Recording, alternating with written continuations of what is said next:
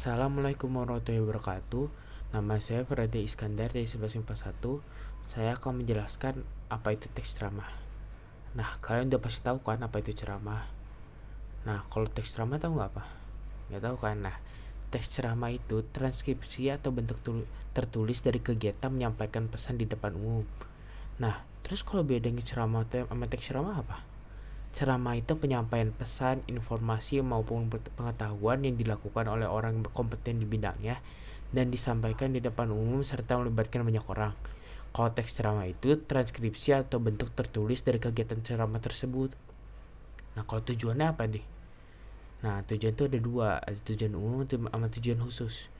Tujuan umum itu informatif, artinya memberitahukan, persuasif, mengaruhi, rekreatif, menghibur.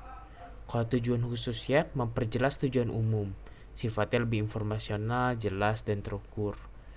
Nah, strukturnya ada tiga. Yang pertama, tesis. Tesis itu berisi pengenalan isu, masalah, ataupun pandangan pembicara terhadap topik yang dibahas. Yang kedua, rangkaian argumen. Berisi pandangan-pandangan pembicara yang dipaparkan untuk mendukung tesis. Yang ketiga, penegasan ulang. Berisi hasil penalaran, simpulan, maupun saran dari pembicara terkait topik yang dibahas. Sekarang kita bahas kebahasannya. Kata promina persona atau kata ganti orang. Nah, kata ganti orang ini yang dipakai dalam teks ceramah ada 4. Yang mana promina persona pertama tunggal. Contohnya aku, saya, dan dahku. Yang kedua, promina persona pertama jamak. Contohnya kami dan kita. Yang ketiga, promina persona ketiga tunggal, contoh dia, ia, dan dirinya. Yang keempat, promina persona ketiga jamak, contohnya mereka. Yang kedua itu ada kata teknis. Apa itu kata teknis? Kata teknis itu istilah yang tidak cukup umum untuk digunakan dalam percakapan sehari-hari dan berkaitan erat dengan suatu bidang tertentu. Contohnya itu yang berkaitan dalam bidang bahasa kayak silabel, kata, dan frasa. Yang ketiga ada konjungsi atau kata penghubung. Contohnya jika, karena, maka, bila, dengan demikian, agar. Yang keempat ada verba mental. Kata kerja yang melibatkan perasaan atau respons tanpa tindakan fisik terhadap suatu tindakan atau kejadian. Contohnya khawatir, mengagumi, yakin, memperkirakan, merasa, dan bersyukur.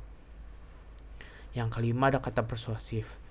Kata persuasif itu kata yang digunakan untuk membujuk, memengaruhi, atau mengajak.